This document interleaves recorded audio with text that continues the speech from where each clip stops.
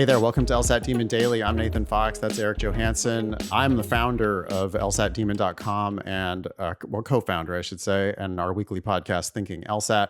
Eric's a teacher for us at LSAT Demon. Eric, we've got an email in front of us here from Anonymous. Yeah, Anonymous writes back in, as they do so often. Always. Says, Yep. I am currently trying to decide whether to take my current law school offers or retake the LSAT and reapply in a later cycle. My legal goals are prestigious government jobs like federal clerkships or working in an administration. I'm currently in my senior year of undergrad. I have a 3.86 GPA and my highest LSAT score is a 160.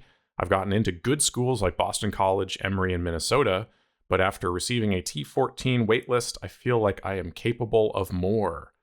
However, taking and reapplying is scary to me because the 160 I scored on test day was only 2 points lower than my top PT score.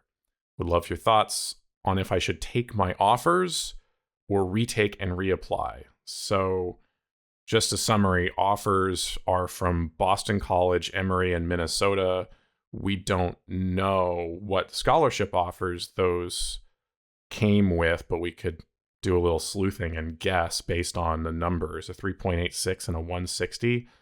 My guess is, especially with that 160, not great scholarship offers to those schools. Yeah, we can for sure. We can look it up. We can go to lsatdemon.com/scholarships and do some sleuthing. 3.86, 160. Yeah. Well, I was looking at Minnesota first because that's highest up the list. Prediction is less than half. Less than half. And then if we look at what Minnesota does, Minnesota gives more than half, more than 50% scholarships to 53% of the class, plus another 2% of the class pays no tuition. So that offer then, if you're getting a less than half scholarship, which is what we would estimate for someone with those numbers, if you're getting a less than half scholarship at Minnesota, you're paying more than 55% of your colleagues. So you're bearing, more than your share of the brunt of the tuition at that school. I think it's going to stay pretty ugly as we scroll down the list. Boston, was it Boston University or Boston College? Boston College. Boston College is showing also a less than half scholarship.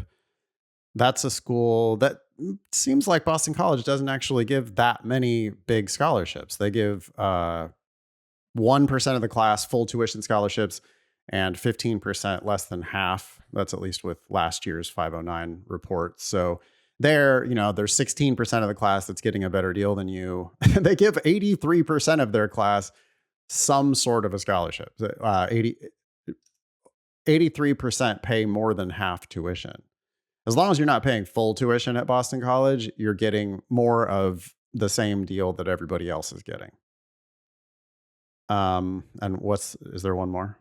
Yeah, the last school they mentioned was Emory in Atlanta. Also, less than half would be the prediction, and they give 56% of their students a more than half scholarship. 2% get a stipend.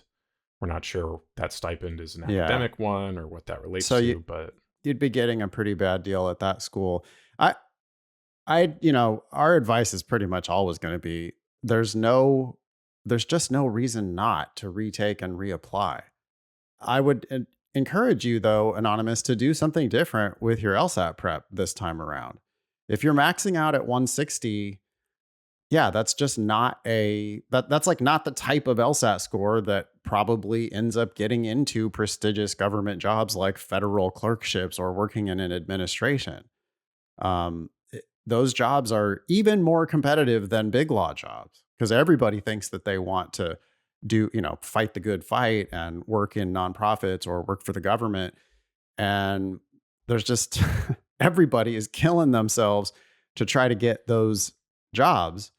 And I would also say that if you go to any of these schools, you're going to be, you're going to be like below their average quality of applicant because other people have better grades and or better LSAT than you do. The placement ratio into federal clerkships is going to be not super high at those schools. And you're going to have to compete with those people for those limited opportunities. So I would also, I think, encourage you to, it sounds like you need to apply more broadly. I really want to hear about some scholarship offers. And I think you just need to do better on your LSAT prep. I'm not encouraging you to just do more of the same and take the LSAT again. You know, your best ever PT was a 162. Well, then, yeah, you need to get some higher, like mid to high 160s PTs under your belt, then go take the test again, then reapply with better numbers would be my advice. Yeah, I agree with that. I'll also throw in there, because I can't resist the opportunity to preach just a little bit. I would hope that you have a better reason for wanting to pursue a job other than just it being prestigious. I latch onto that because it's the first thing you say. Your legal goals are prestigious government jobs like federal clerkships and working in administration. Okay, cool. But I think chasing prestige is, I don't know if that's the healthiest thing. Chasing rankings is also a mistake, right? I mean, as we record this, the new US News rankings just came out today. As always, there are several schools that shoot up and several schools that shoot down. And you really can't predict where they're going to go in the future. And if you think that like the T14 matters, well, what about Georgetown, which is sometimes in the T14 and sometimes not? What about UCLA, which is sometimes in the T14 and sometimes not? And if it's top 25 or top whatever for you, the same story applies at all of those levels. I would encourage you to consider the price you're paying and what you're actually getting, as opposed to just looking at the rankings and thinking that that tells the full story. Totally. Thanks, Anonymous. Email daily@lsatdemon.com if you'd like to ask us a question or share some LSAT or law school admissions news. Thanks for listening.